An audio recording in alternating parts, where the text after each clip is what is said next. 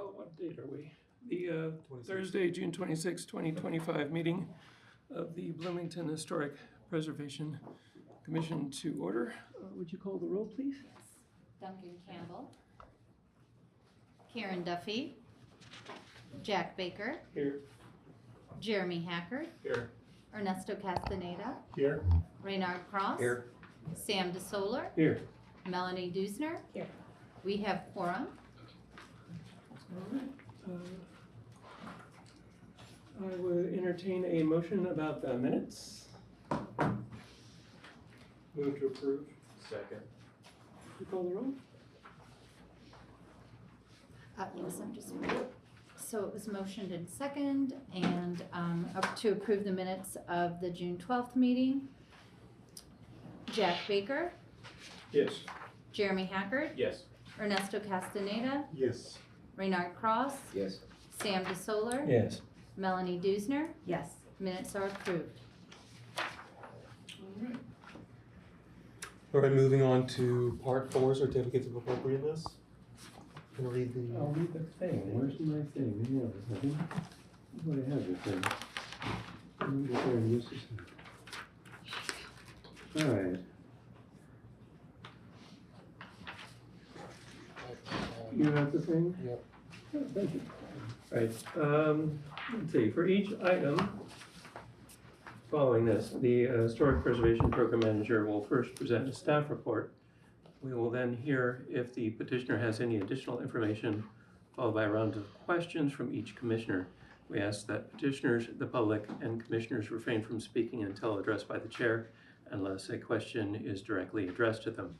If a member of the public or a petitioner wishes to comment, please raise your hand until recognized by the chair. Once a motion is made, we will then open up the discussion of the item for members of the commission. We encourage all commissioners, petitioners, and members of the public to be civil and respectful at all times. COA 2534. Petitioner is Blake Rowe. The address is 228 West Kirkwood Avenue in the Courthouse Square Historic District. Is the petitioner present? Yes. Okay, great. Currently, this is a vacant lot at 228 West Kirkwood. It was occupied by a 3-story brick building in the mid to late 19th century, but appears to have been vacant since at least 1897. The adjacent building, currently located on the corner, used to be Smith Holden Music Store. This item has been continued from June 12th over objections about the scale of the music score, is not a pun, on a metal sign on the west facade. In the revised design, this has been scaled down. This request is for a new structure to be constructed on a long-time paved parking lot. The lot is within the Courthouse Square Historic District and is very narrow, 18 feet by 132 feet long. It is adjacent to the Smith Holden Music Building, which is listed as a contributing structure. The proposed building has received BZA approvals. The structure will be 3 stories in height, and it is our intent to provide a reference to the once visible music score that was located on the party wall of Smith Holden Building. Materials to be used include limestone and brick masonry on the 3 visible facades. Patterning will mimic the expected downtown window openings with 2/1 openings, and the Kirkwood facade will align its major elements with the Smith Holden Building adjacent to it. The windows will be double-hung Anderson 100 series with a Fibrex frame. The storefront material will be dark bronze aluminum paneling. Staff recommends approval of COA 2534. The proposed design for 228 West Kirkwood references the history and architecture of the Courthouse Square Historic District without establishing a false sense of historical development. In height and setback, it matches the adjacent contributing buildings. The use of brick and limestone as primary materials, as well as design elements referencing 19th century commercial buildings, relate the new construction to its context, while dark bronze, aluminum panels, and garage doors distinguish the building's age without clashing with the general aesthetic of contributing buildings. Located at the side of the Smith Holden Building on the corner of Kirkwood and Morton, this new construction would not obscure the building's primary elevation, but does cover the windowless secondary elevation. While there was a building here prior to 1897, the lot has been unoccupied ever since, leaving an exposed internal brick wall. Longtime residents will remember the Scortahogie Carmichael Stardust painted on the side of the Smith Holden music store. The proposed design references this with the addition of the first line of the song along the west cornice line. Since the petition was last presented, the scale of the notation has been diminished and clarifications have been added for the materials on the balconies.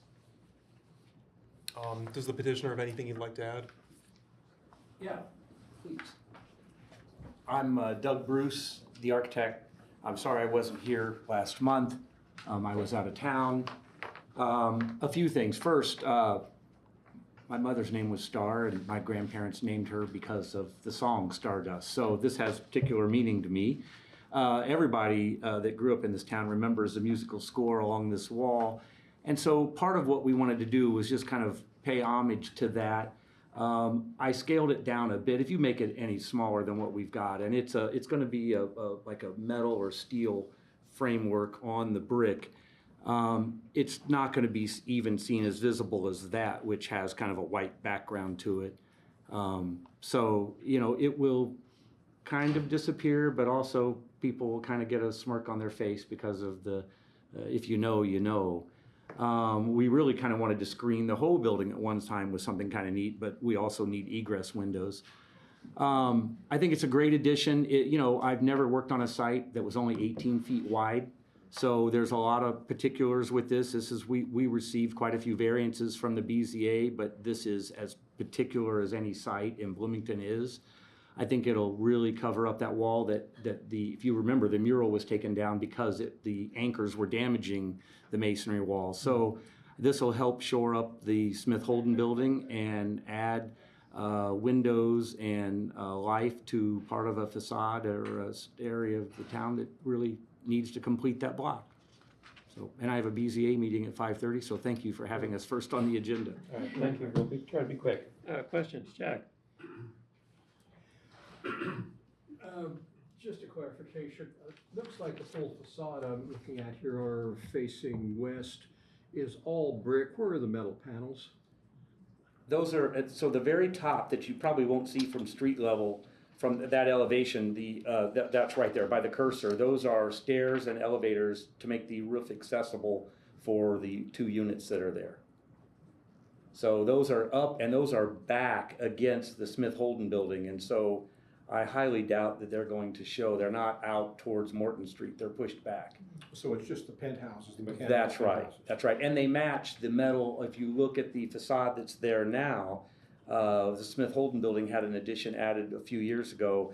If you look, you can just start to see it there. There's a story added to that building that's the same panels. Mhm. Yeah.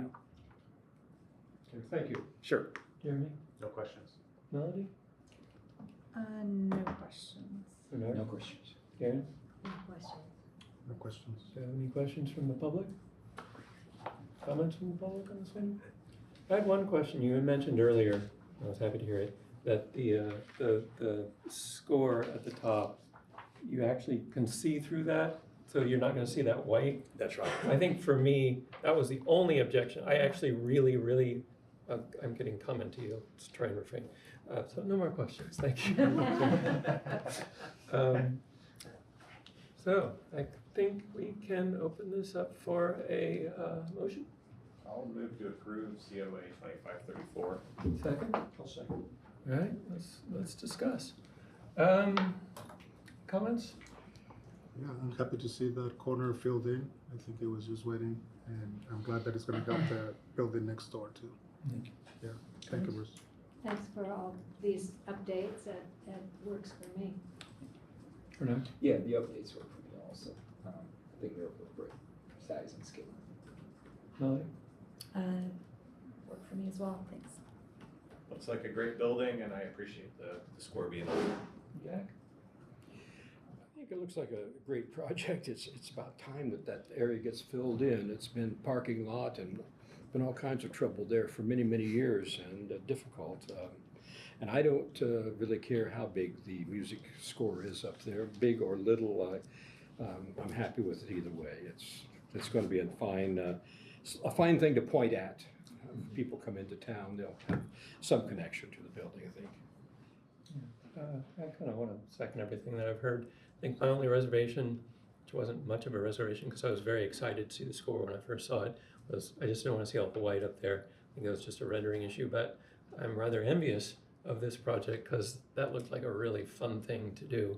And I think you all did an amazing job given all your site constraints, and I'm very pleased to hear it's gone through the BZA, and I think we can get you on your way in good time here. Thank you. Should we call the roll?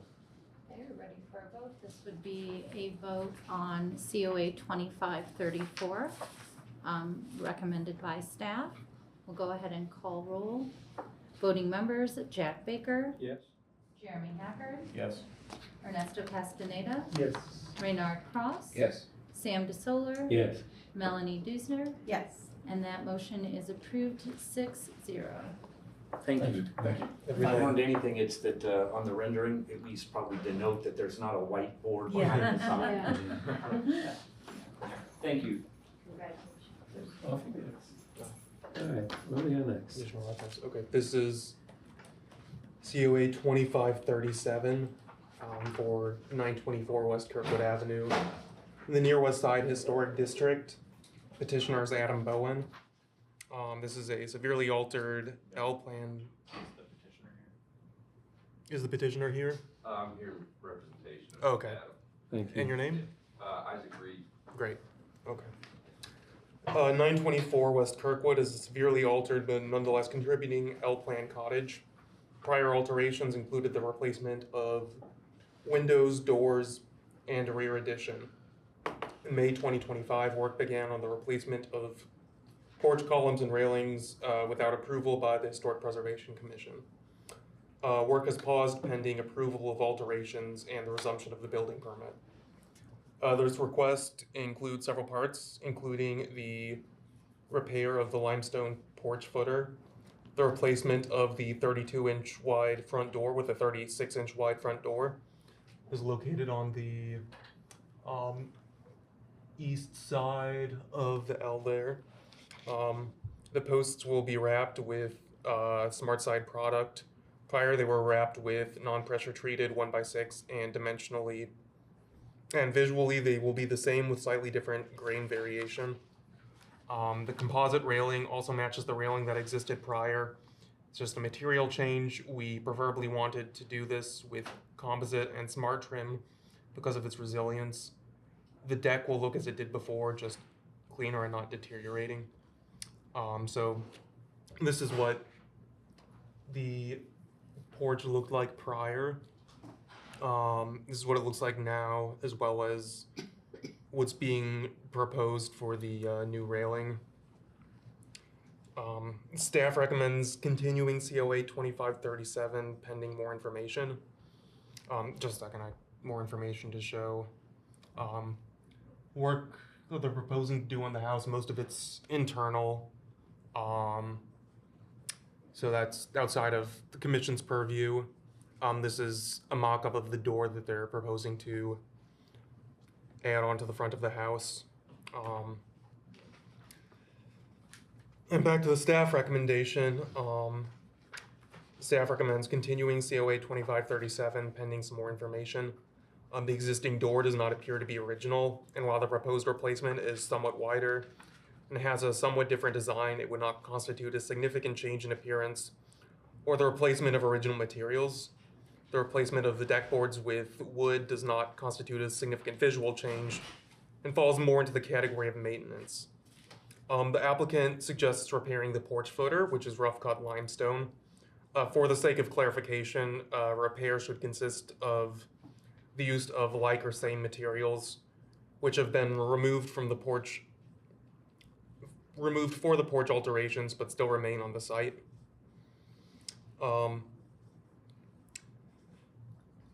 The applicant proposes that the posts and railing will match the previous design, but the posts will be sided with composite siding. While this would be an acceptable proposal, the submitted designs for the porch railing has some significant design differences from the previous railing, and the designs for the posts have not been submitted. In short, the proposal as written should meet district guidelines, but further clarification is necessary for the design of the porch posts and the reconstruction of the footing. Does the petitioner have anything you'd like to add? Yeah, I do. So aesthetically, on the exterior, right? The deck has been there. I mean, parts of it have been there since I think it was 1897 or something of that nature. Mm-hmm. So I mean, it was, you know, it was 2 inches out of level. Everything was rotten, and essentially we were just matching the aesthetic that existed previously, repairing the structure, and the post thing, they were previously wrapped in a 1x material, which made them dimensionally 1x6 because they were 4x4s, right? And the intention is to do exactly the same thing and put the same trim package on the corners and the tops and bottoms, and keep everything the same as it is. The porch has been painted multiple times, which we're not going to do unless it's a necessity.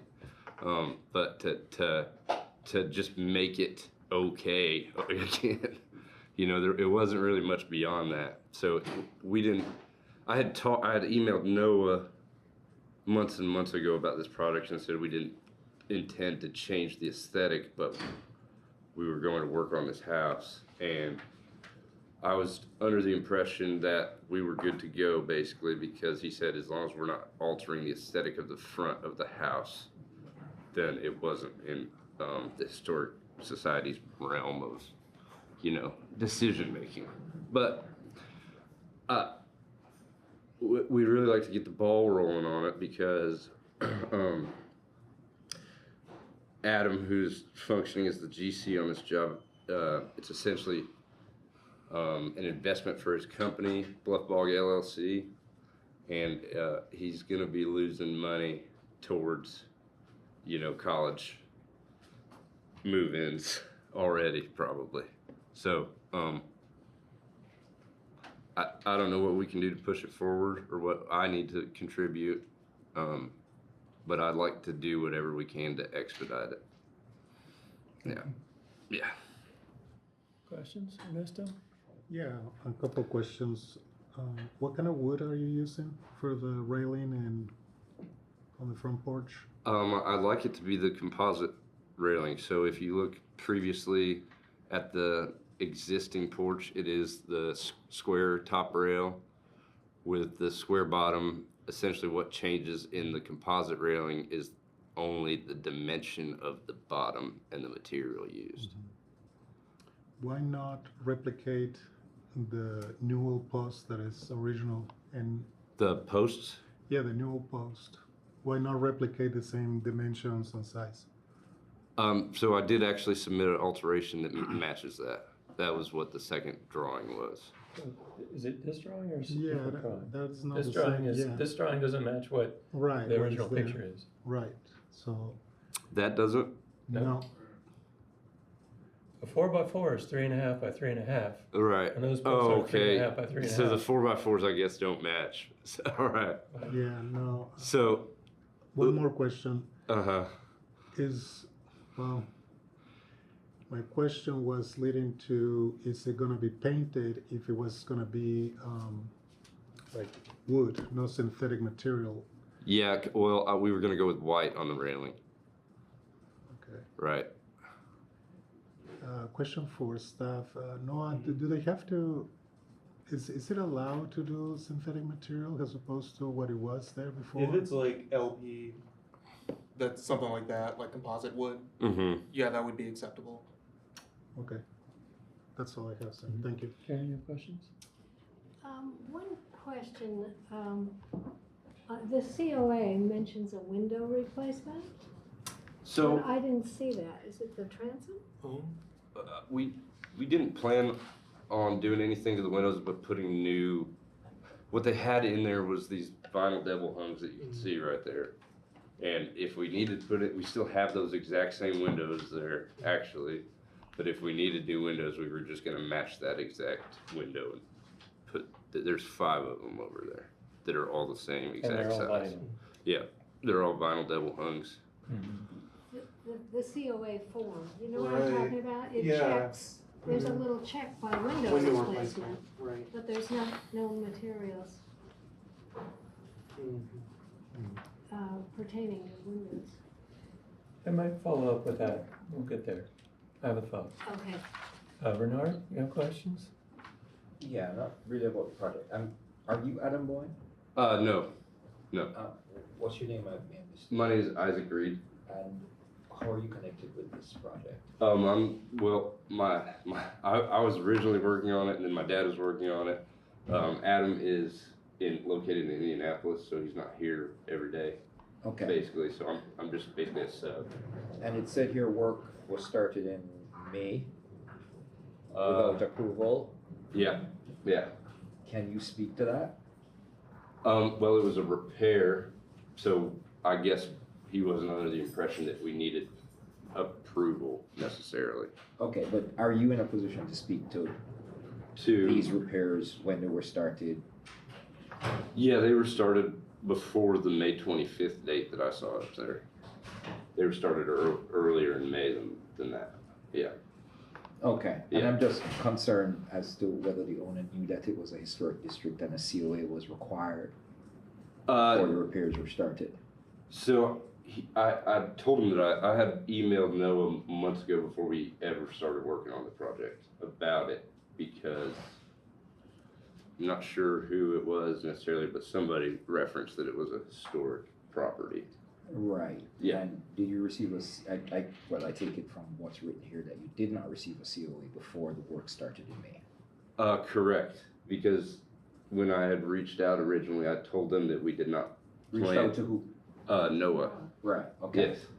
So when I reached out to Noah originally, I told him that we didn't plan to modify any of the exterior aesthetically, which still is, we were keeping the same aesthetic is what the intention is here. I can give a little more background as well. I think there's been sort of a series of miscommunications. One of which being, we had discussed in email replacing some materials, including replacing the decking there, which generally that's outside of the purview of the commission. That's more sort of replacement in kind. In terms of the railing and columns, it wasn't clear to me. You had initially said in the email that the appearance would be maintained. I think we need to make sure because, the plans I'm seeing, it shows something a little different. So I just need to be clear about what's being proposed. And then the reason that it got halted at the level of planning is because there were some details in the porch modifications that were brought up that it turned out may rise to the level of needing to be reviewed by the commission here.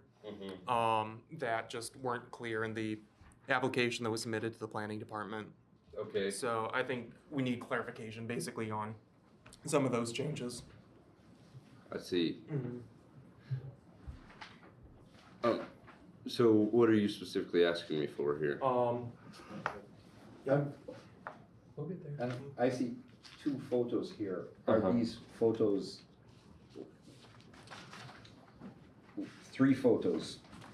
Could you tell me what the context is or what these photos represent? Can you show them to the petitioner so you can Oh, see? sorry. Yeah. This one, this one, Those two. and this one. That's 3. I'm seeing 3 of them. Okay, And so the 2 prior ones are the condition that the deck was in when they bought the house, basically, and what then- year was this? Oh, I don't really know. It was Estimate. 20 years, 30 years ago? probably 20 years ago. Okay. Yeah, probably 20 years ago. And they're painted in different colors. Right. So it wasn't deemed historic until after he had owned the property. So it was deemed historic right before he left or something. He got some letter in the mail that said, "Congratulations, your house is deemed historic," right? And they had painted prior to that. So this is what it looked like when it was designated. Yes. Okay. Yep. Yeah. And can you say how long ago that was? Can anybody say how long? I could not tell you. 2019 Does it say on the packet? Right, is because when it it became elevated passed, in 2021. but Yeah. 2021 is Okay. historic. So this is what it looked like 4 years ago, Probably, yeah. and this is what it looks like now. Correct. What happened? We tore off all the deck boards, the railing. We put posts back where they were and kept everything else as is, including the roof. The footer got pulled out, but the block is still there and is getting replaced with the same block. Not even new block off the yard, it's gonna be patched in with the same block. It just started as a repair and it, once we got into the deck, everything was rotten, essentially. Okay. Any other questions? Questions? All right, Melody, you have questions? Not now. Questions? Just to clarify about the block, so is the intent to put the limestone back? Yeah. Okay. Yeah. That same exact limestone. Jack, you have questions? Or you done, Jeremy?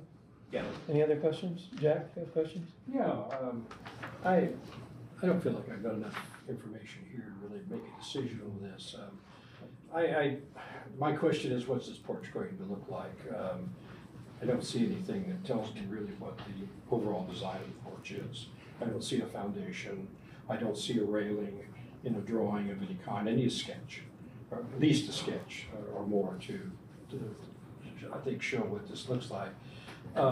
My question was too, was the masonry going back in place? And I think the answer is yes. Yes. Although what I see there is a preliminary design on this, that's still not going to look very closely like the original porch foundation. That was there was a single, I'll call it beam, but band joist or whatever on it. This has a double. There's not much room to get foundation under there, so I'm wondering how that's going to be handled. I still don't have a good feel for what this banister is going to look like. Are these posts on the corner planning to go down and become the corner where there's masonry on either side, or is the masonry going to join and be a continuous band of support under the porch? Those are things I just can't, I can't make a decision on right now. So I'm going to support I'm going to support staff on continuing this because I think we need additional information before we can really decide anything. Apparent windows are not part of the concerns. I guess I'll ask you, Noah. I mean, we don't know what the original windows look like. They got replaced. The replacement. I'm sorry, say again? The replacement vinyl, they still got them on site. Right. I guess at this point, are we at all concerned about matching an original design that was removed from this house? That's my question. Yes, we have vinyl windows, but is there a concern about what the original window looked like? I mean, really, the Are we matching up? concern would be to match the size and operation of what's there, unless there was some sort of documentation of what was there before and the petitioner wanted to take it back to that. Well, I have questions about that. I don't know if it's a real issue or not. The door design, I'd like to see what the door looks like. Okay, so you can see here what's currently on. Kind of. And And that was their picture. right, this is the one that's being proposed as a replacement. Sort of 1/2 panels. That's an exterior door? Yes. And it's a 36-inch wide door as opposed to 32. a 32-inch wide door. It looks like a pre-cased, 36-inch standard door. Metal, wood? It's metal. Metal. Okay, Oh, it's actually fiberglass, I'm sorry. Sorry. well, those are my questions. I just feel like I need answers. Okay, I got some questions too. Noah, would you go to the photograph of the, okay. So this is the current condition, right? Yes. So dimensionally, how much structural wood are we talking about? How deep is that, those two beams that support the porch right now? Okay, so those exterior bottom boards Yeah. that are there Yeah.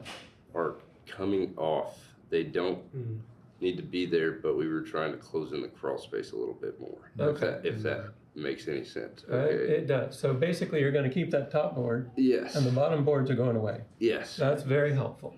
And the structure of the deck itself is 2x8. Underneath it, there's an inset beam on the inside. But all contain, basically what you're gonna see from the street is that top board. Yes. With all the limestone masonry underneath. Correct. Yes. That's heartening. All right, Yes. so the next question is, it looks like that's the door in the picture that you're talking about replacing Yeah. to the 32 inch. And it's like a 6'8", 6'6" existing. Mm-hmm. And then there's a transom above that now. Yep. So what is your plan for the window above the? I mean, we were gonna eliminate it, frankly. I Okay. wanted to put a door with a window in it up there. But the homeowner thought that it would be faster approval if we matched the door that was there, basically. Gotcha. So that's why we went with the solid door. Gotcha. So the next question I got is like, on the previously built house versus this house. So this is, you got your corner column, and then the one immediately to the left looks like it goes all the way up. Is that true, or is it just the way the photograph looks? It looks like it's got some white thing hanging on it.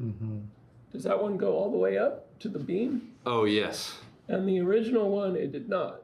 No, but to meet span code on what is existing up there, that's what we had to do. Okay. So, yeah. Yeah, you are correct. For the unenlightened, could you give more information on span code and? So up there, what is up there essentially is what would be a 4x4, spanned over 12 feet, right? They need more beam up there. Yeah. Right. So Yeah. why not just put more beam up there? Because there's not enough room with the roof line the way it is. Yeah, the roof is pitched. If you saw the roof from the road, it's already at a 2 pitch. Most of the roof is already at a 2. I apologize, Sam, for horning in on your. No, we'll get there, but I know what you're saying. We'll leave that for discussion. Yeah. Thank you, Reno. All right, and then dimensionally, the picture on the right, or the left, my bad, my other right. Yeah. You've got these, looks like 2-inch by 2-inch vertical things about, I don't know, 8 inches, 6 to 8 inches on center. And you've got beefier lumber there than what you're proposing in your sketch. 'Cause all of yours are 2x or 4x, and. Do you mean the spindles? Yeah. Oh, those are 2x2. Those are 2 inches by 2 inches. Those aren't 1.5 by 1.5. I can guarantee you that. They are. I have them on the job site. Okay, I love that. Yeah, I have those on the job site because we were going to match that whole trim package. Okay, well, okay. They're 2x2. It's that railing was an afterwards thing that happened. And they were like 4 inches on center. But I can't. I have to do less than 4 inches on center for the building program. Yeah, I hear that. I hear that. Yeah. All right. Do you have any comments or questions from the public? Anybody online? All right. I will entertain a motion on this one. I move the motion to continue this project. Do I hear a second? Second. Okay. Let's talk about it. With your permission, I would like to do what in my head is a summary of what I hear everybody asking for. And then if I've missed anything, and I think there are a couple things we haven't talked about, so let's add those on. I think what the commission needs to see from you is an elevation of each side of the porch, showing every piece of railing, every spindle, because what you've shown us is a partial sketch and not the relationship it has to the columns, not the relationship it has to the front elevation. It's just a long story, so you gotta listen to the whole story before you jump in there. So elevations of each side of the house, what we're looking for. Because right now, what we see, what I've heard you say is we're gonna match it exactly, and then the sketch that you've given us does not match exactly what we're seeing. There are different structural sizes, there are different structural members, and so that's problematic. Like there's no vertical 2x4 on the existing railing. We see an on-edge 2x4 there, which is not in the existing railing. So we need to see what exactly it is you're proposing for every side of the building that's visible from the public right-of-way. I think the other thing that we're concerned about is, I understand structurally you have to comply with code, but I think that there are other ways by sistering on members on the inside of that beam to get you enough structural meat to hold up that roof. That, you wait for the story. I would encourage you to explore other avenues to replicate the existing rail if you want to get through this commission. Third thing is the door.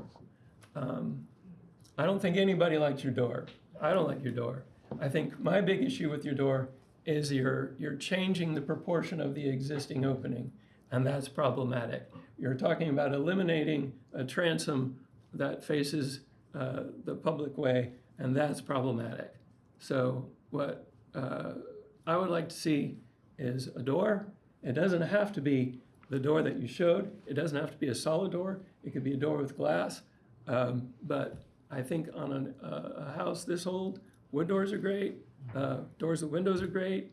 Something that sort of looks like the style of this door, which neither the door that's there or the door that you're proposing look like, would be great. But getting rid of a transom is problematic. And then, what was the last bit? I'm really happy to hear you're doing limestone underneath.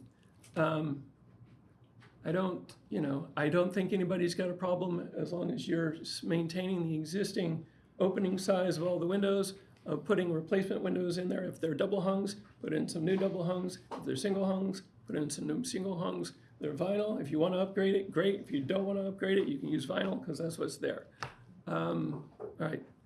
From the commissioners, did I miss anything? I just want to add a little bit more on the front door. The transom window needs to be put back. That's the original. Also, we would like to see more details related to the foundation, because the original foundation was serving completely as the base for holding up the columns. And now you have the columns going through. So I'm curious to see how that's going to be resolved. I'm so glad that we have these lovely, lovely photographs of how this house used to look at. So this should be your North Star, really. I mean, there's so much to dissect here. It's just too much. It's just too much. So I encourage you to, I'm glad that we have a commission to protect these houses. I don't think, go ahead. I just want to say a bit about the door on behalf of the committee, as well as myself, the neighborhood committee. We saw we got the information on the proposed door. We didn't get all the details on the porch, so we didn't really discuss that. But even though a solid door meets our guidelines, we actually prefer and always encourage people to consider a half-glass door. Did I understand you to say that's kind of what you wanted in the first place? Right, but Yeah. existing is a solid door, so that's why. Yeah, but that doesn't, because it wasn't an original. The solid door wasn't That's just kind of what they original. replaced it with at some So, point. yeah, so what was there probably originally is what I have in my house, and they're up and down the street there and 6th Street, you'll see them all over. They're a transom window at the top, and then half-glass, top half-glass doors, and wood base. And even though there's only one, long ago the second door was probably removed, it'll still fit in better to the neighborhood. That's our recommendation, our guidelines pretty much say you can do whatever you want. But Okay. since you wanted the half-glass door Yeah. to begin with, I'd encourage you to come Okay. back with that. All right, any more discussion from, any more things we want to? Just one point about the whole approach to this thing. You know, my issues with these retroactive COAs. I'm not gonna bore this commission again with a rant about it. It's already on the record several times, but I will just take this opportunity again to bring the issue to the fore and seek to have it addressed in a matter which is satisfactory to preventing things like this from happening, which I don't believe has happened as yet. So that's it for me. Hold yours. Any other? Okay. Are you sort of clear what we're asking for? Yeah, and I would like to provide a couple points of clarity. Those posts that were existing before were not sitting on that footer whatsoever. They were sitting directly on top of deck boards. They weren't mounted to any concrete Yeah. footing. Yeah, that's a sort of separate issue, right? Right, okay. So I understand it was not in great shape when you got there. Yeah, You yeah. had to rip it all out. You're making it better. We like that. That said, Uh-huh. it's gotta look the way it was, or it's gotta look in a way that you get approved before you put it in. Even Mhm. if it's like falling apart. This commission has to review, unless you're putting exactly the same size boards in the exact same size place, we gotta look at it. Okay. And there are significant changes to what was there to what there is now, which is why people are concerned. Yeah, man, it's just a homeowner trying to fix their house, man. I hear that. You know? But the homeowner also has to realize they're in an historic district. Yeah. And living in an historic district, you gotta jump through some extra hoops.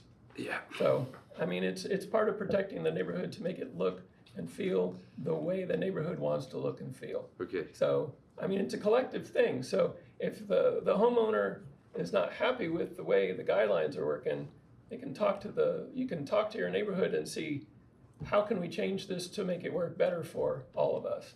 So you guys wrote the guidelines. When I say you guys, I'm talking about each neighborhood writes its own guidelines. We just follow them. So talk to your guy, have him talk to the people on the commission, or not the commission, but the Neighborhood Design Review Commission in the neighborhood. And, get him on board with being a part of the neighborhood. Okay.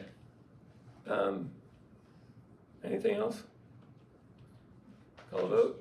I'm in line with commissioner comments. I thought they're all great comments. Look forward next meeting to seeing all these changes made on the documents so that we can really understand and actually make a decision on the project. Yeah. I think, I don't think you're too far off. It might not sound like it, but I think, especially with your comment like you're gonna pull those bottom boards off, I think everybody had the heebie-jeebies about, what are they gonna do? But I think most of the stuff is fixable. I'm an architect, so I can cause all kinds of trouble that way. Okay. Can we call a vote? No, and there's no one in the public, so there's a motion on the floor to continue COA 2537 to a future date for more information. Go ahead and take a vote. Jack Baker, Yes? Jeremy Hacker, Yes. Ernesto Castaneda, Yes. Renard Cross, Yes. Sam DeSoler, Yes. Melanie Dusner. Yes. The motion to continue passes 6-0. So get us some drawings and we'll see you again next time. Okay. That's like in a month, probably. 2 weeks. 2 weeks. Okay. Thank you. That work for you? Yeah. Thanks for coming in.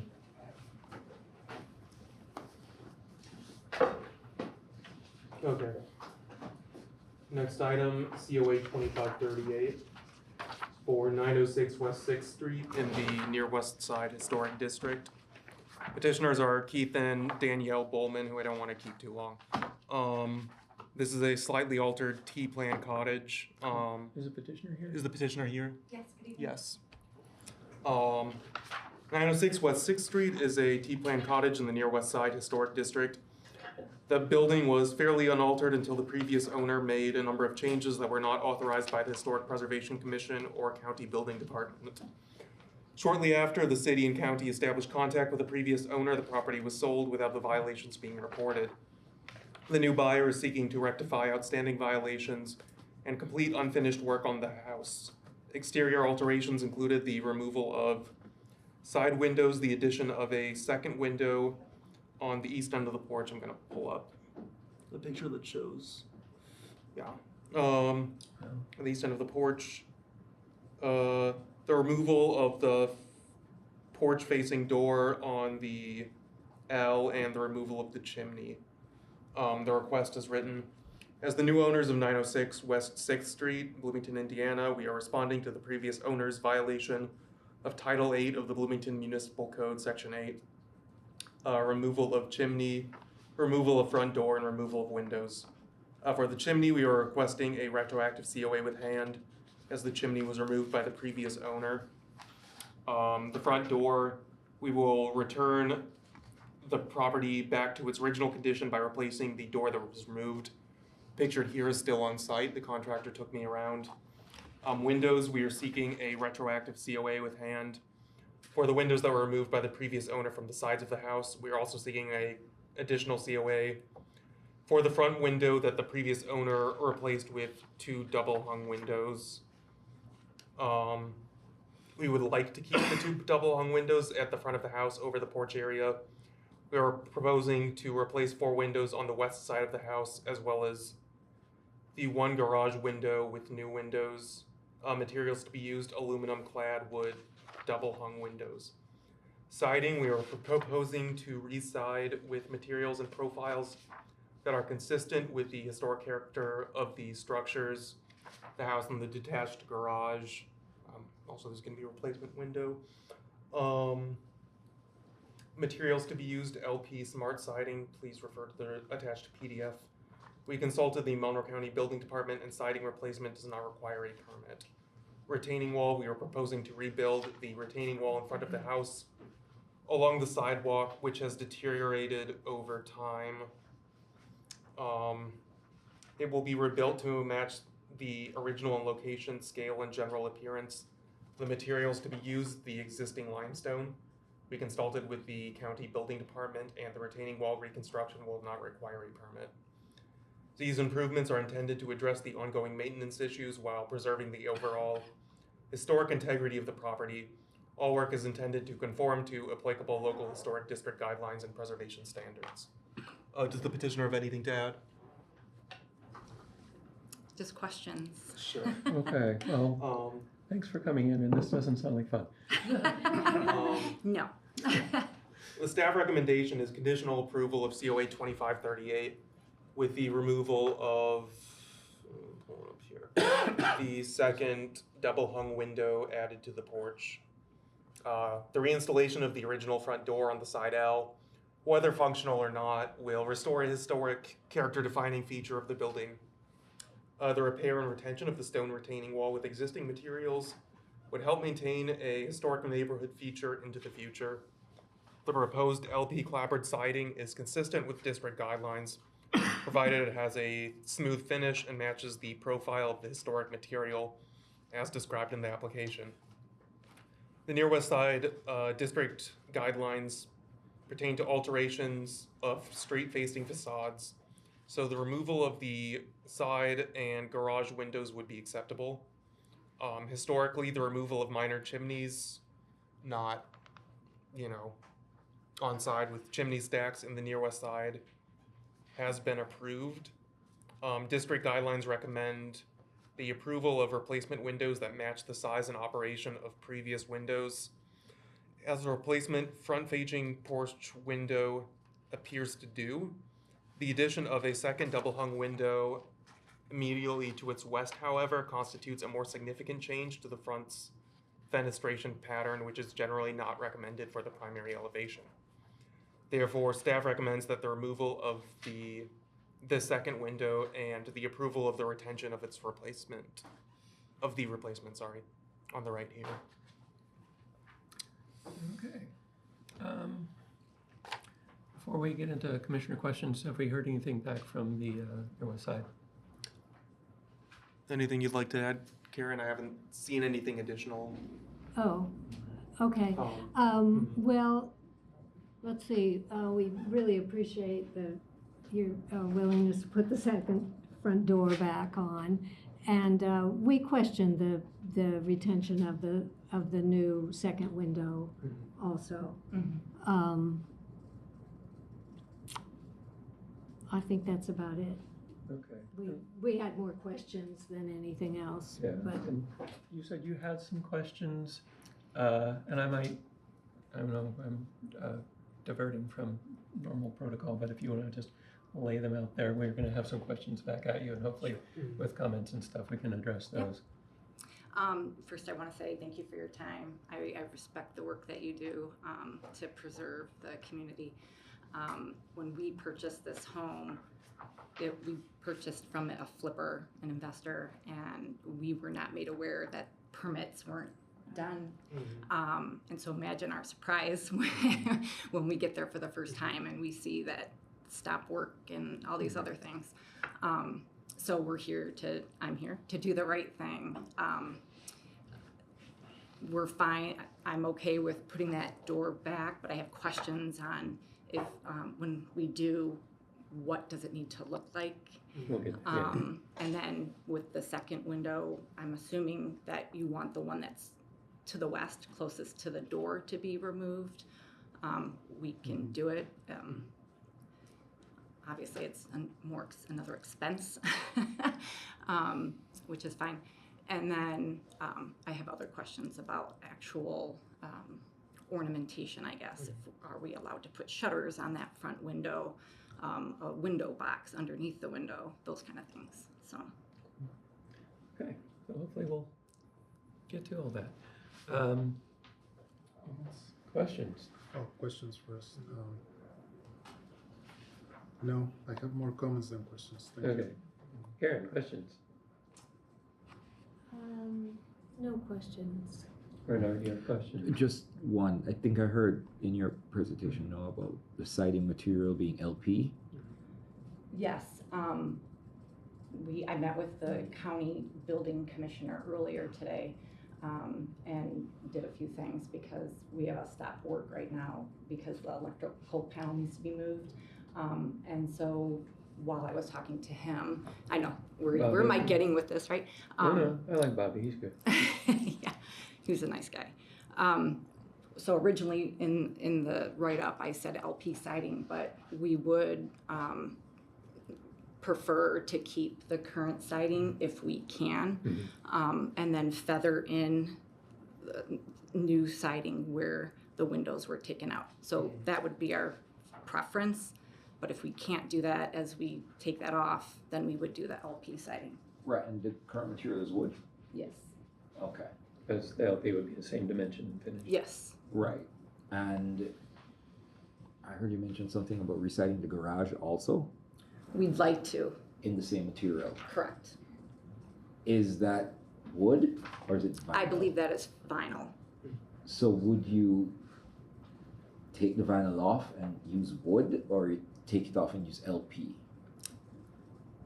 We haven't gotten that far because I'm not sure that we are going to do anything to the garage at this point. We would change the window since we have to get other windows, and then that back door looks pretty bad, so we would like to replace that.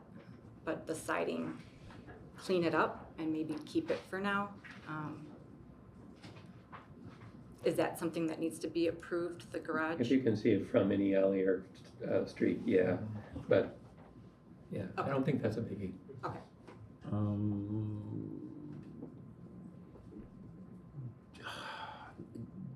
Are you in contact with the previous owner that didn't tell you all of these things when you sold the house and chasing him with a large metal? Anyway, If you want the name of the investment company, I'll give it to you so that you do not approve. I know the whole time trying to track him down, so. yeah, You are trying to? No, I did track him down eventually, but that was like the week that they sold it to you. Yeah. I'm just saying, perhaps you could get a lawyer. I thought about a real estate attorney, but quite frankly, at this point, I'm not sure I want to spend my money there. Yeah. I think I need to. Okay, thanks. Questions? Questions?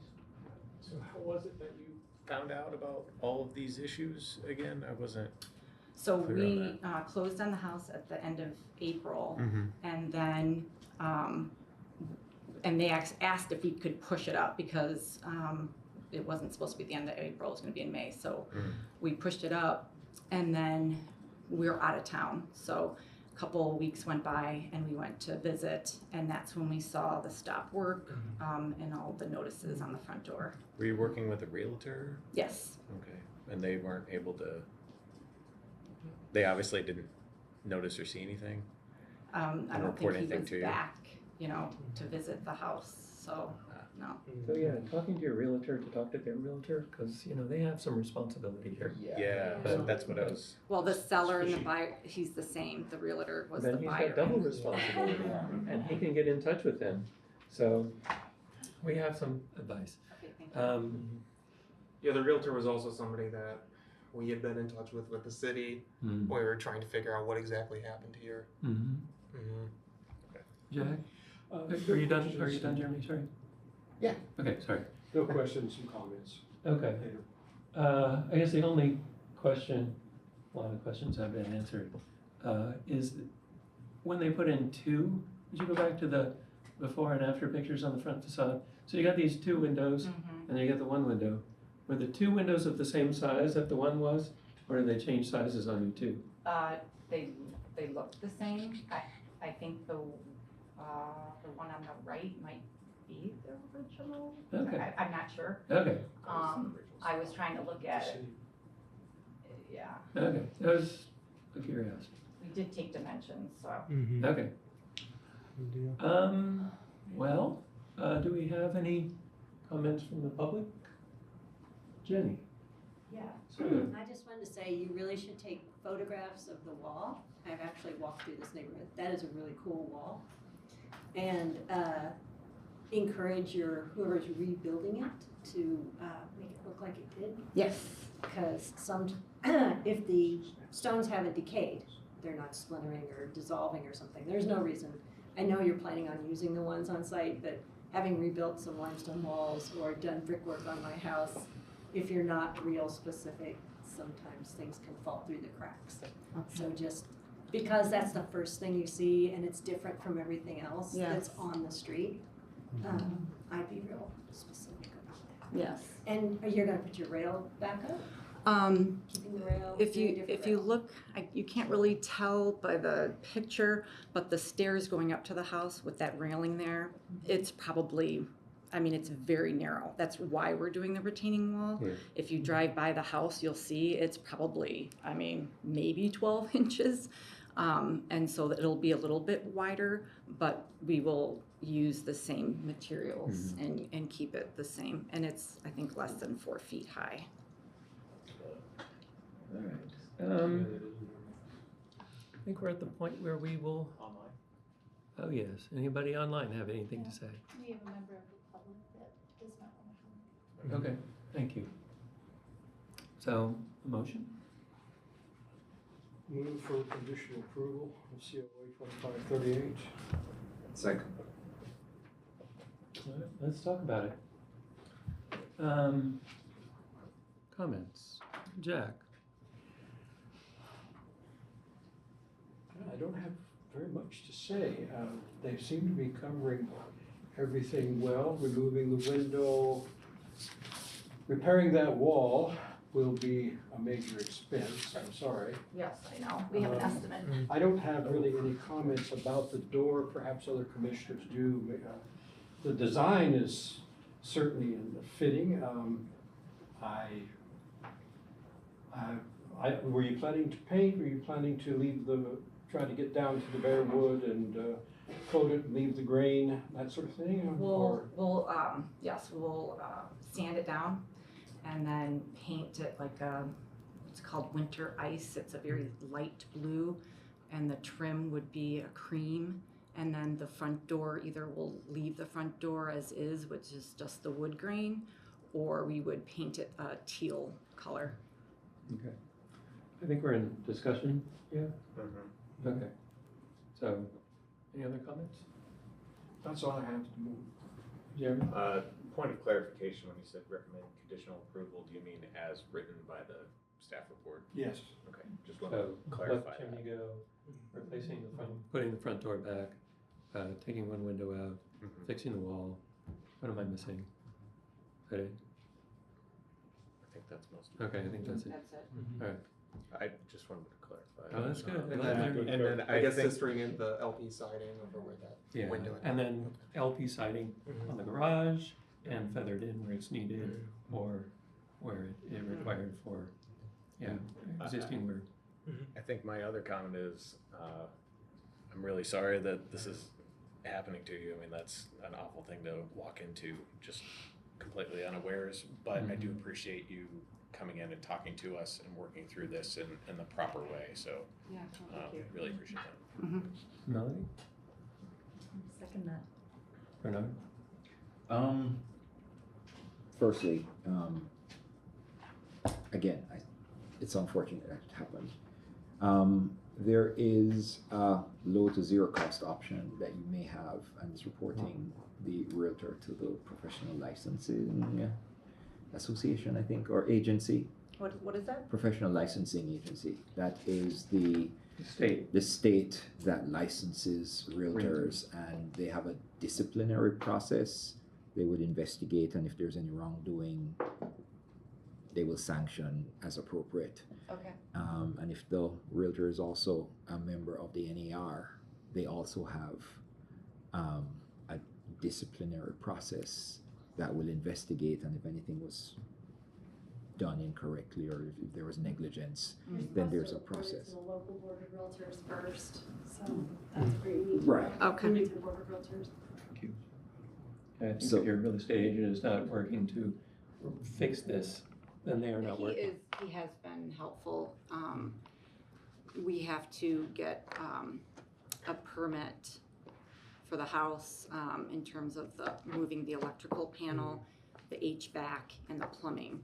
And for the electrical stuff, he has been helpful because we needed an engineer report, we needed a plot plan, Yeah. and something else I can't think of right now. I would argue So he is helping me with He needs that. to be helpful with this too, is Yeah. what I'm arguing. Right. Okay. And if my memory serves me, I think part of there may be restitution. So it's not just making a few calls and putting in touch with people. There may be monies that may be on the table, Okay. but don't quote me on that. But We did hold back some money before we closed, but not nearly enough. So, right. So I don't think you need an attorney for that. Oh, or to yes, pay anyone. right. You can file a complaint on your own, and all the information I think is online, and you perhaps could get advice from the Bloomington board okay. if you liaise with them. Okay. Other than that, I mean, what is recommended is okay with me. This is probably the first retroactive COA that I'm actually gonna vote for. Well, when you made Happily. that comment earlier, I said, Oh, I'm in yeah, trouble. yeah. Yeah. So I'm sorry going through this, and I think everybody who's here would be willing to help you Thank you. get your project back on stream. Thank you. Comments, Karen? Yeah, just thanks again from the committee. We know you come from Illinois. I Did did. you make a trip over tonight Yes. just to be here? Oh, Yeah. boy. In front of us, I want everybody With my to. daughter. Yeah. She's a student here. And I'll add one little comment in case you think that the second door has to be operative. It doesn't, Right, and that was one of my questions. yeah. Can it be encased? Does it have, Yeah. does it have to be flush with the siding? Like, I'm just trying to get specifics on The idea is you want to frame it out like it appears to be a door, but you can put like a framed wall behind it. You can put a mirror on the outside of it, so it looks like, you're looking into something kind of thing. Okay. But we have had other petitioners come before us who wanted to close off a door on an historic house. We made them keep the door, but, for insulation purposes. So it doesn't even have to open? No, No. Okay, it's just we only have purview over what you see from the outside. So as long as it looks like it did, if it's in the same position as that door would be relative to the siding, we're good to go. Put that up, put the trim back of the same size and dimensions that the existing trim was, we will be happy. Okay, and it doesn't have to be that door, or should it be that door? We would love it to be that door if that was the original door. That's kind of the point. Okay, So okay. keep that door. I'll just You were maybe saying you strip could the paint. put a mirror. You can put something right behind it, right?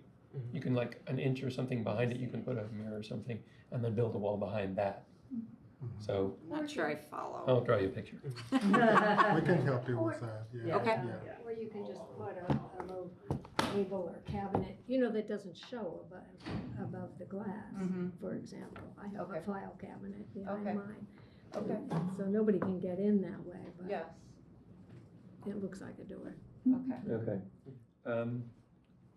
Comments? My turn, yeah. You have bought one of the most beautiful houses in the near west side, Oh, thank you. okay? It's beautiful, it sits up high from the street. I have driven by this house before, just gorgeous. It has the perfect proportions. Yes, it needs work. But I'm glad that you're here and you're trying to remediate what it was caused in the past, right? So that's great. And I feel the same as everybody else here. Sorry about the situation that you're in, but you are being proactive. So the only thing that I would comment is you made a quick comment about shutters. I don't think that, I don't think that's appropriate for the architecture original of the house. Depending on which neighborhood you're in, just Right. put that in. Just so that you don't go through the process Expense. and expense and. I brought a picture to show you. I don't think we have a regulation about it, but it's not. That was what I was thinking. If it's not in the guidelines, if you don't care. Yeah, I mean, That's right. Yeah. perfect. And because Yeah, if they they're don't- removable. Just something to spice it up a little, but not too crazy. It's just that you wouldn't have found that originally time. in this neighborhood. Okay, so no, Just, no. you're allowed to do it, It's not recommended. we're not recommending it Got it. particularly, but we won't be Yeah. Not recommended. upset or anything if you do it, we promise. I'm gonna shoot you. Because it's removable for Yeah. the next Yeah. person. Okay, It's just not part of the original, that's all. It's okay. just- yeah. Just a Okay, but price. the shutters in the window box, I did not see in the COA, so that's, Yeah, That that was an afterthought. Okay. I mean, window box would be fine. yeah, that's a removable, blah, blah, Not blah. against We don't- flowers. Okay. Put that in the middle of They're that, we won't, say nothing. So I think we're at the point where we might vote on this. Call the roll? There's a motion on the table as presented by staff for conditional approval. We'll go ahead with voting. Jack Baker, Yes. Jeremy Haggard, Yes. Ernesto Castaneda, Yes. Reynard Cross. Yes. Sam DeSoler. Yes. Melanie Dusner. Yes. Motion as recommended passes 6-0.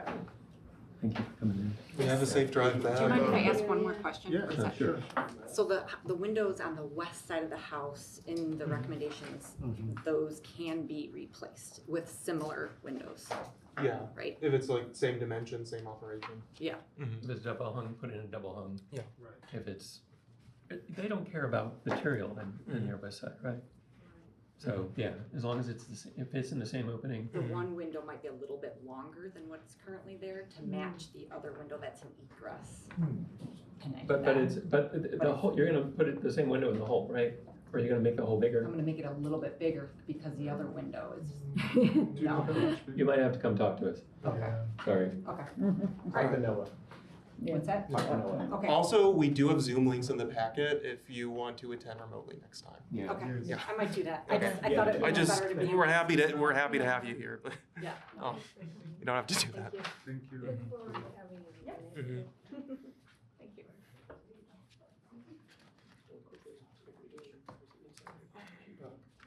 Insulation, door sources, where it is, and then you put that in here and there, Mm-hmm. something like that. Okay, It basically, it looks like a door from the outside. right. Okay, thank you.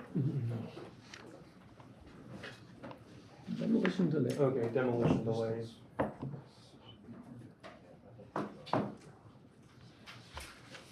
So we have two new demolition delays for tonight. Starting off 2512. 430 East 10th Street. Petitioner's value built construction.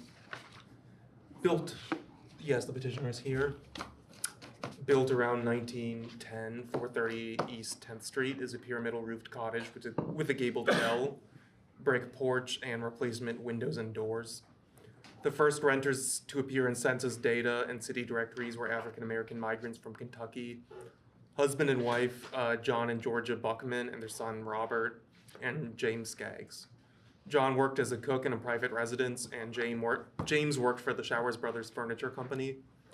The house was bought in 1926 by widow Rosa Brown and sold the following year to Rex Forsyth, the owner of a butcher shop.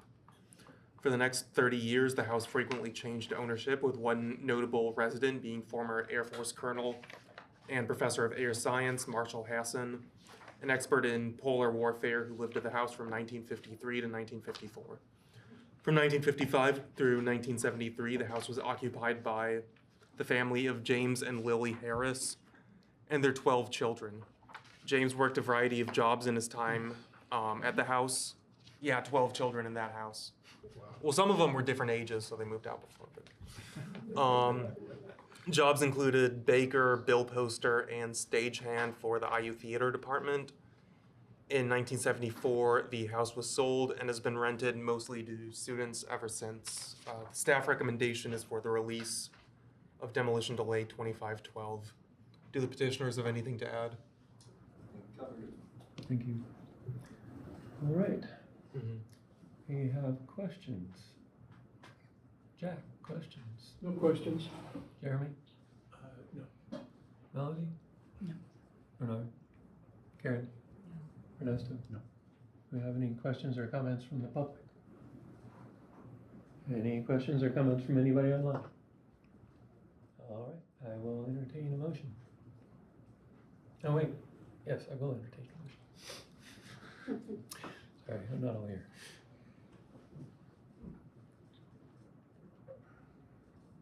I'll move to release demolition delay 2512. I will second it. Let's talk about it. I'll reluctantly second. Oh, okay.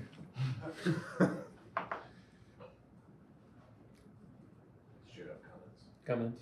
other than the reluctance. No. Any other comments? No. I think this is one of those, it's not in a district. We got the two choices.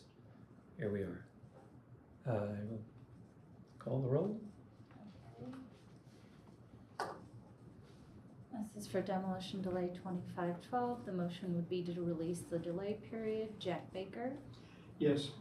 Jeremy Hackard. Yeah. Ernesto Castaneda, Yes. Reynard Kraus. Yeah. Sam DeSoler, Yes, Melanie Duzer. Yes. Motion to release passes 6-0. thank you. Will you read the things? Today, regarding the property at, just scroll away from it, 430 East 10th Street, the Historic Preservation Commission declares that it got notice of proposed demolition, and after today's discussion, sees no need to review the plans any further and waives the rest of the demolition delay waiting period. The HPC may later recommend the property for historic designation to the Common Council.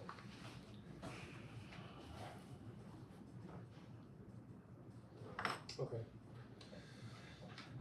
Next demolition delay, 2513 is for 717 North Grant. Same petitioner. Built around 1910, 717 North Grant as a T-plan cottage with a limestone porch and low retaining wall. The windows and siding have been replaced, but the house still has a secondary primary entrance on the wall, on the L onto the front porch. Addresses on this block changed in the 1910s, and contemporary maps on the block are not readily available. So the first verifiable residents are the Vandeman family, Harry, Leela, and their son Robert. The three ran a tailor shop and resided in the house from 1921 through 1937. In 1938, the house was occupied by the families of two Showers furniture machinists and was rented to a succession of families through the 1940s. In 1946, the house was bought by divorcee Pearl Jones, who resided in the house until 1953, renting to students and workers. From 1968 to 1970, the house served the Church of Jesus Christ and the Latter-day Saints returning to a rental house in 1971. Ray Zidonic, host of All That Jazz on WFHB Community Radio, resided in this house as a student in 1971. The staff recommendation is release of demolition delay 2513. Anything to add about this property? Any comments or questions from the public? All right. Questions? Jack? No questions. Jeremy? Melody? Bernard? Karen? No. Ernesto? None from me. All right, I will entertain a motion. I'll move to release demolition delay 2513. I will second that. I'll second. Okay.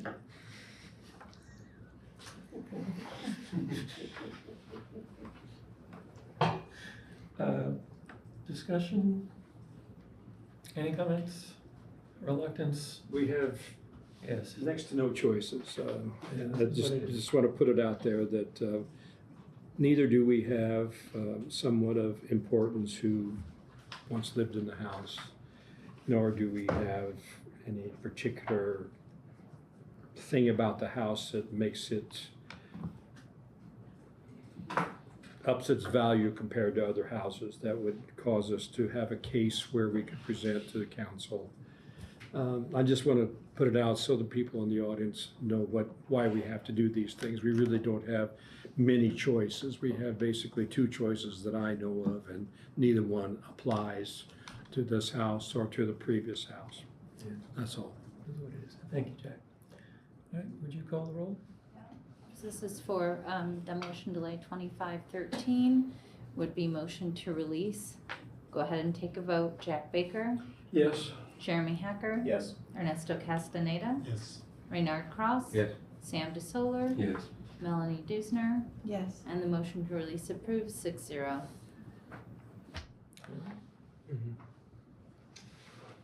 Old business, I have one item, that is the property that was nominated to city council at the last meeting on June 12th. June 12th or June 14th? June 12th, yes. Okay. 711 East Cottage Grove. I've prepared a staff presentation, having had the opportunity to do some more research. Built in 1913, 711 East Cottage Grove is a pyramidal roofed cottage with 2 gabled ells and a wraparound porch on 2 sides with 4 wooden columns. Windows, siding, railings, and doors have been replaced, although the house still retains its general form.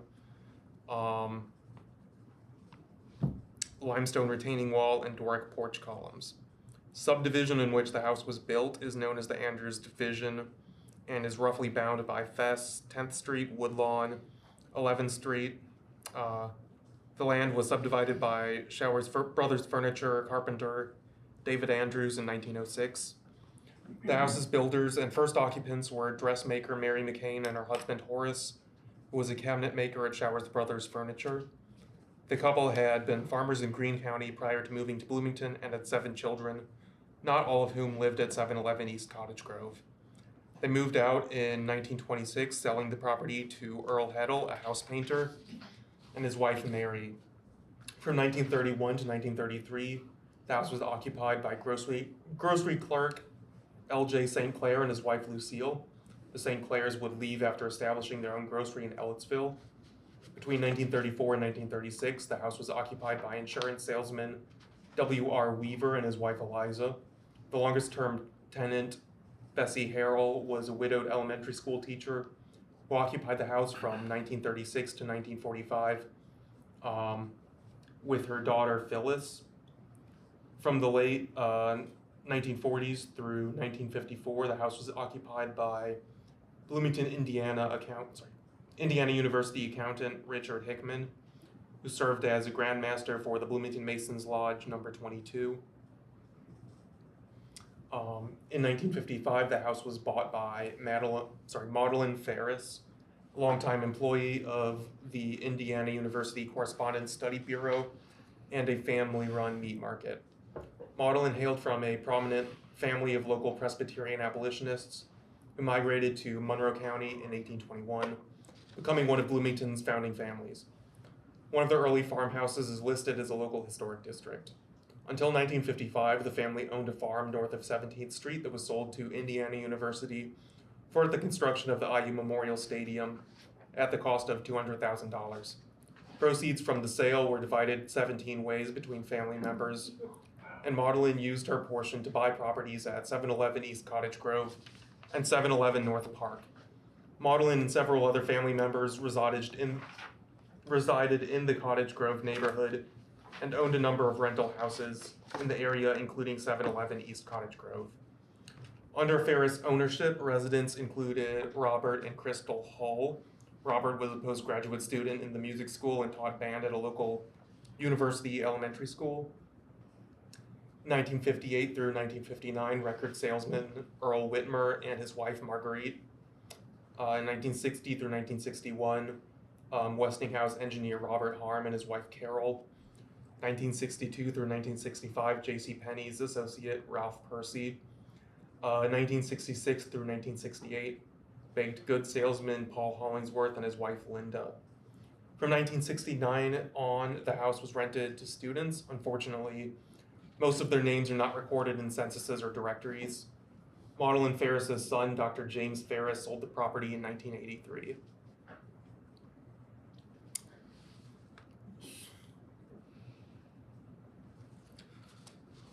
The house at 711 East Cottage Grove must be judged based on the preceding characteristics on the left-hand side of the slide. For its eligibility for individual designation. In and of itself, the house does not have a close association with an individual or historic event or trend that has played a significant role in local, state, or national history. The house demonstrates a strong integrity of form, if not materials, and it has somewhat more elaborate form than many other contributing single-story pyramid-roofed craftsman-built houses, with free classical elements and a wraparound porch and modest colonnade. In Bloomington, the period in which the house was built is mostly characterized by free classical, Queen Anne, and folk Victorian and early craftsman designs. Many contemporaneous buildings of these styles can be found north of Indiana University's campus and south and west of downtown Bloomington. Of the criteria laid out in Title VIII of the Bloomington Municipal Code, 711 East Cottage Grove comes closest to meeting 2G, exemplifying the built environment in an area characterized by a distinctive building style. In this respect, its form and classical details are characteristic of the carpenter-built cottages with classical or Victorian elements popular in turn-of-the-century Bloomington, often built by Showers Furniture Company employees. Located immediately to the north of University Court's historic district, the so-called Andrews Park study area has been identified by the State Historic Sites and Structures Inventory as an area potentially eligible for designation. Most of the buildings in this area date to the early 20th century, shortly after the Andrews subdivision, and many are owned by Indiana University. Owners of prominent local businesses, including Hinkle's Hamburgers, the Book Nook, and the Ferris Meat Market, lived in this neighborhood. Although this neighborhood has seen widespread demolitions by Indiana University along its western edge, leaving large swaths of this area vacant, the remaining streetscape retains a high degree of integrity. Despite its alterations, 711 East Cottage Grove is an attractive house with a high degree of architectural integrity, and it's characteristic of much of the surrounding built environment. Based on the criteria presented by Title VIII, however, it is hard to make the argument for individual listing. Staff does not recommend the designation of 711 East Cottage Grove.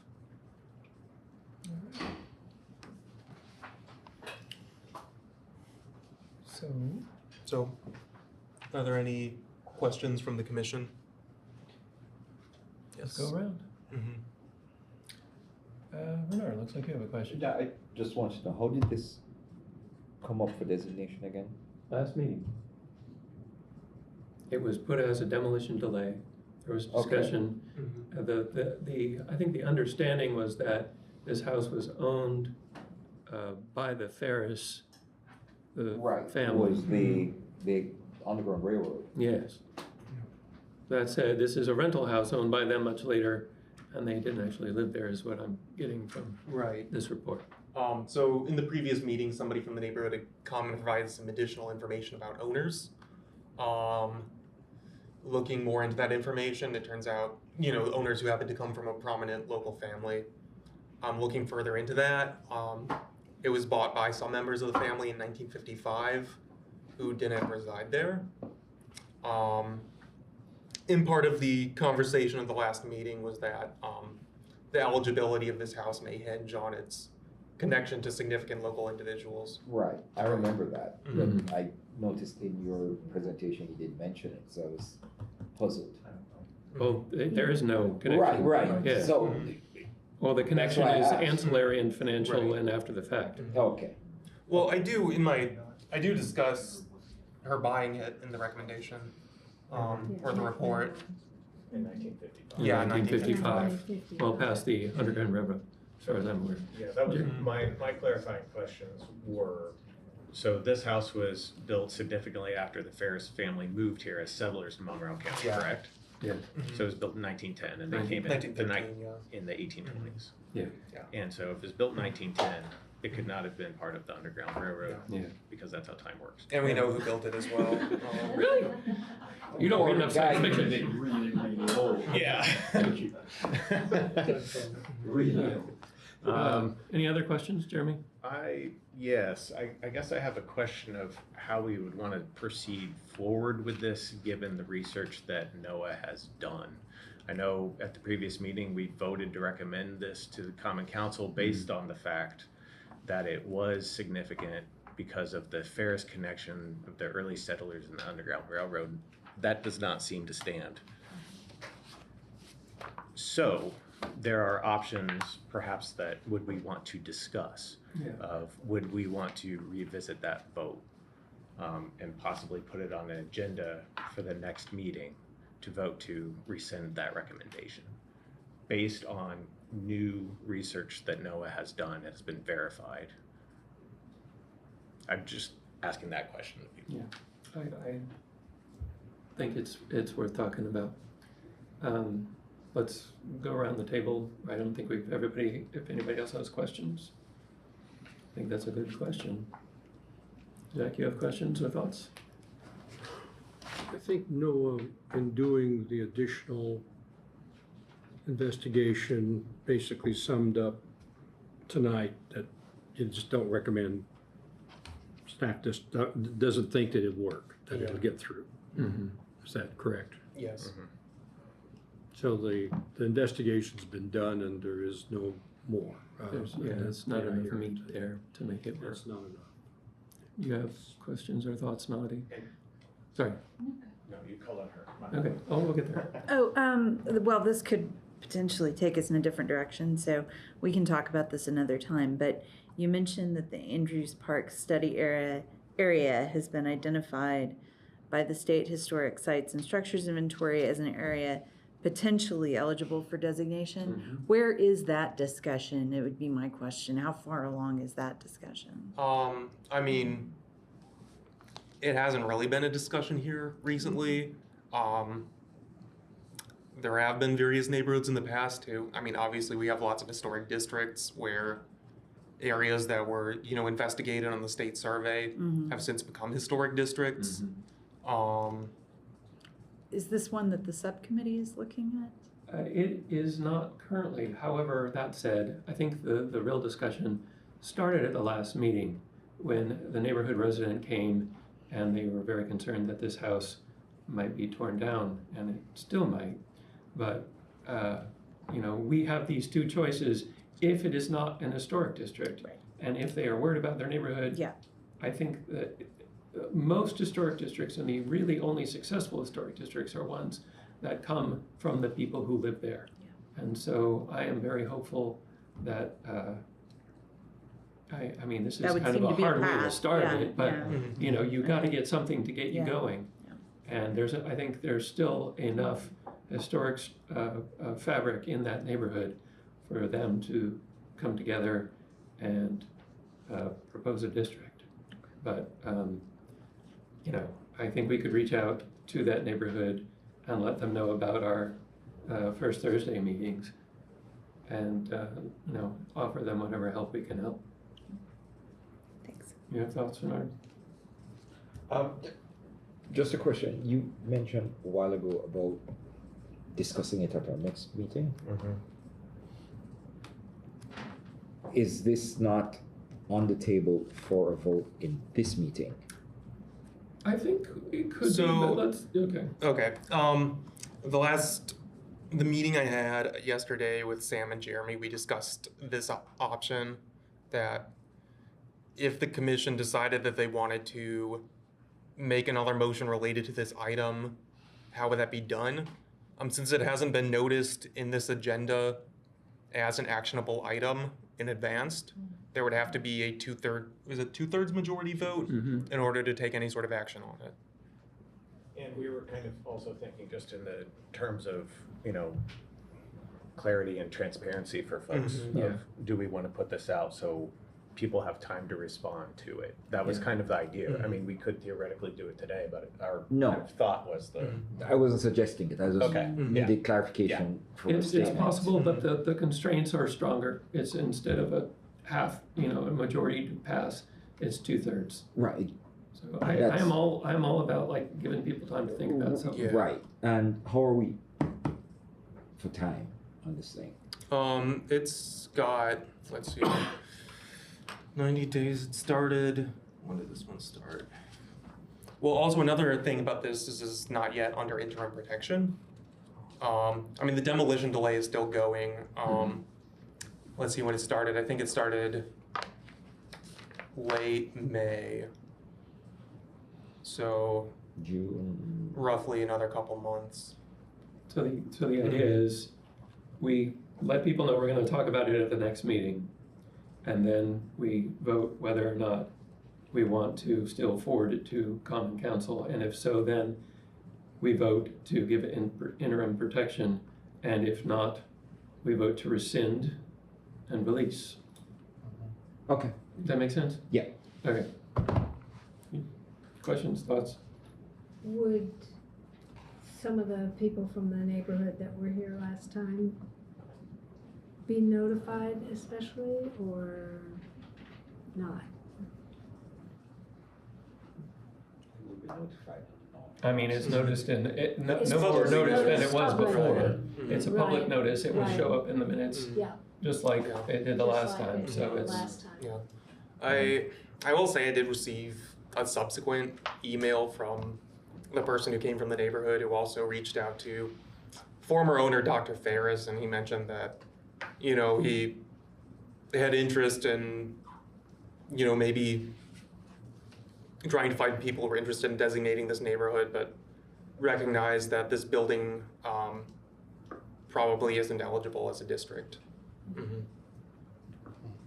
Dr. Ferris recognized that? No, the person who The person who came to attend our Okay. meeting. Okay, thank you. I have a question, yes, Mhm. for Noah. How, do we have to rephrase, if we were to send this to Common Council, do we have to rephrase the fact that we support this designation as opposed to as it is now? Because you're recommending not to. It's already been voted, so we don't have to rephrase it, we just have to vote, do we want to keep doing this? Do we not want to keep doing this? Okay. But if you do continue to do it, you need to place it under interim protection. Right. Okay, so I do agree with you about giving people time to reconsider and regroup. Maybe this is a spark that motivates other neighbors. And if it doesn't, it doesn't. Yeah. That's it. All right, Jeremy? I did want to say, for some of the demolition delays going forward, there's another option that we can do, which is to vote for a formal review for historic designation. So it's in between completely releasing it and voting to protect it. So it's an additional step that can occur. It's on this sheet that I read off of from time to time on the demolition delays. So that's always an option going forward, where if somebody in a meeting raises questions and we want to look into it a little bit more, we can say, okay, let's hold off a second, do some additional research. It gives us a little bit more time to come back without having to just send it to the Common Council. So it's kind of like an in-between option that we could have for these sorts of So things. effectively, it's like tabling. Yeah, well, it allows Noah to do Well, some and also extra requesting research and. the sort of additional information. Yeah. And it's still under demolition delay, so you don't need the interim protection yet. And I think arguably that's what we probably would have wanted to do with this time. Yeah, So, that's correct. all right, so you are going to make a motion. Oh, do I have any comments or questions from the public or the petitioner on this one at this point? No? Okay. And you're, What's the timeline though for what you're talking about? Is it still the 90-day demolition day or demolition delay? Right, it doesn't extend the timeline unless the No, commission no, requests. I'm saying next meeting. Okay. yeah, Because I can extend it another 30 days, but I I don't think we want need to do that. Yeah. I don't think that's No, my necessary. recommendation would be to put this on, I don't know if we need a formal motion for this. To put it on the agenda for the next meeting? Yeah, I think we put this on the agenda for the next meeting to, trying to think of the right wording here, to rescind the vote to send this to common council as a discussion topic that we can then do and then revisit the. Do we need to make a motion for that? I don't think so. Because we're just It'll be asking in the Noah to minutes. put it on there. It'll be It's- noticed, it'll be, It's read into the record, it'll be part of the minutes, so. Yeah, I just want to make sure people know that that's yeah, happening. Yep. that it's coming. Good idea. All right. I think, do we have anything Okay. else? Any new business people would like to bring up? Comments from the public? I know that we do have comments from the public on that, so. Okay, we have some comments. Yes. I have a little bit of new business. Okay, Okay, as you guys probably know, I'm from the Elm Heights Historic District. And we are going over our guidelines, 10 years, Jenny Southern. Oh, sorry.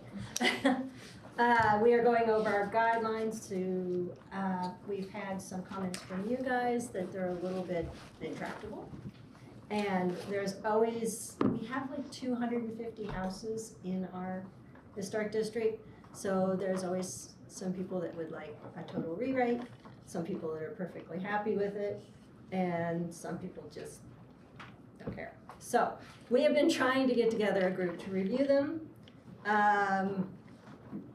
We have 5 people that have volunteered now to do that, to review them. I'm on that little committee. I'm told I need one of you guys to kind of hang out with us. It shouldn't be a long process, and give us advice and input and help out with any changes we need to make. So fishing for volunteers. I am fishing. Any So biters? anybody- I mean, you know that we meet the first Thursday, right? Right. If we can fold you into that. When are you proposing to meet?